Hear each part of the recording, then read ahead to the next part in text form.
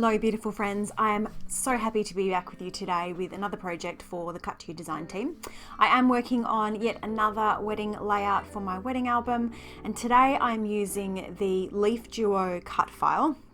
I've cut that out twice from some white cardstock and I've backed the leaves there with some vellum.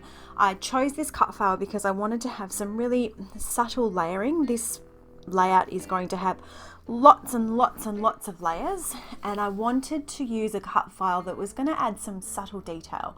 And so when we get towards a bit further in, you'll see how I have achieved that with those leaf cut files. So part one of my layering is just building up a little bit of mixed media on the background. I'm using a pretty thin and very cheap piece of white cardstock. I'm trying to be a little bit more frugal with my scrapbooking, and for something like this where the focus really is going to be on all of the layers that I'm creating, I thought that it's non-textured. It's a non-textured cardstock, and I thought that that would be fine to use. I have added some gesso, and of course the downside is because it is quite a thin, cheaper cardstock, it does warp a little bit even with the gesso with the mixed media, but because of the technique that I'm using here involves me dabbing up the extra product with my paper towel straight away, it's not too bad. If you were going to be layering up quite a bit of water onto this and leaving it to dry, you would find that these cheaper cardstocks will warp quite significantly. So I've added just a really soft blue to the background using a Lindy's Magical Powder, and then I'm coming in with this polka dot stencil and the Prima light texture paste and just adding in a little bit more detail there. I do like to layer up my mixed media when I'm creating some details for the background.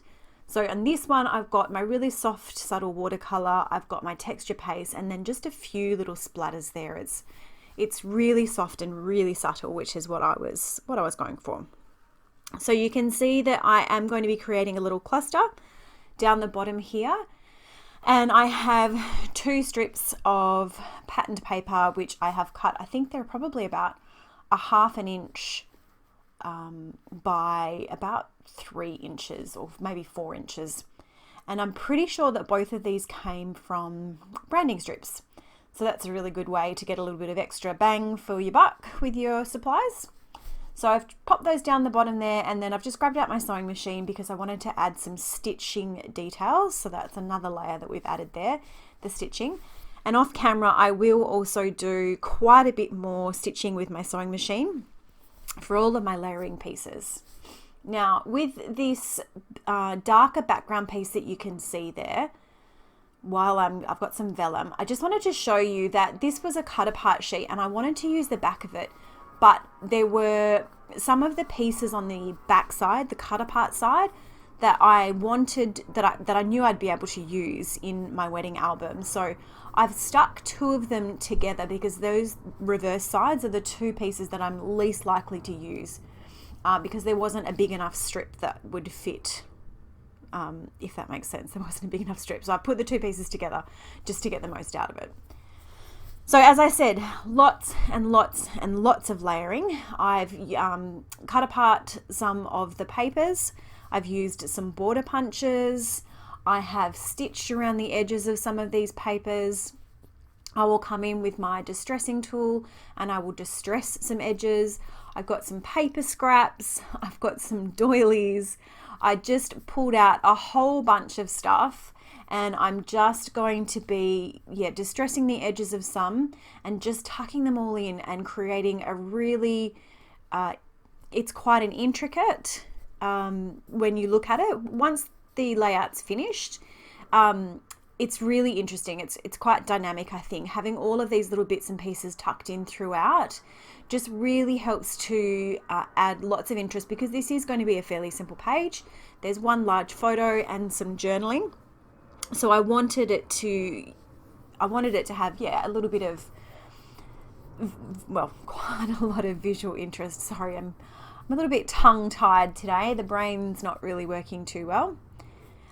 So yeah, there's really not much thought going into this, as in there was no pre-planning.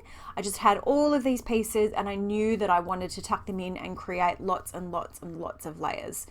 So here comes the doilies. Now that darker black floral piece is going to be the base of the whole entire cluster of layered papers. But before I pop it down, I do want to add just a little bit more softness with, this is just a plain vellum. So straight underneath my photo, I have a gold foil patterned vellum, and then I've added a plain vellum, and then the whole thing fits perfectly onto that black floral piece. I'm just going to rough up the edges of that and lay it down. And I really like the contrast of the black against the softer background, and I was fairly intentional to not include a lot of darker colors in all the layering that I'm doing, because I didn't want it to clash and contrast. Well, I wanted it to contrast. I didn't want it to clash too much with that base piece. So that's a couple of tags there. Again, I wanted to add a little bit of dimension to help this whole cluster pop off or stand up off the page, but not so much that it's going to add a lot of bulk. So what you saw me pull out there is just a piece of, it's like a chipboard cardstock that came in some packaging, or it might have even been used when some papers were shipped to me. And that just adds a tiny bit of dimension without adding too much bulk. And now I'm coming in with these leaf pieces, and I'm just having a look to see where they might fit. But I realized having those little strips down the bottom of my page, I needed to do something at the top. For me, just for the design wise, I felt like it needed, I couldn't leave the top, the top of the page unadorned while I had that little strip down the bottom. So I went into my stash of washies, which I really don't use very often, and I've got a couple of little drawers of them. And this floral washi actually is from the collection that I'm using, which is the Simple Stories collection. It's probably fairly old now. And I'm layering it up with just a really thin black pinstripe washi tape. And that's perfect. That for me really helps to finish off the design of the page. It stops things from feeling like they're going to float off up into space, and it helps to give a border, because this is a page which doesn't have my usual customary full page border mat to it. So as I said, I cut 2 of the Leaf Duo cut files out, but I wanted to, there wasn't really enough. It kind of looked, for me, it looked a little bit strange just having 2 on either side. It was a little bit unbalanced. I know that in terms of design, things are better, things look more visually appealing when they're in odd numbers. So having 2 little leaf clusters on either side of that photo block, it just didn't quite look right. So I decided to cut these down. So I cut each piece into 2, and that's doubled the amount that I've got. So I've now got 8 little pieces, which is totally fine, because of course there's not much room on either side of that photo block. I'm going to stick the photo block down with some, I'm using my tape runner, and then also a little bit of quick dry wet adhesive, because it is going onto a mixed media background and it is going onto some gesso. So I want to make sure that it's stuck down nice and tight. And I'm using my T-square ruler to make sure it's all lined up. And now I can come back in and tuck these leaves in. So I'm only adding adhesive to the inside piece that's tucked behind the photo block, and the outside I am leaving loose.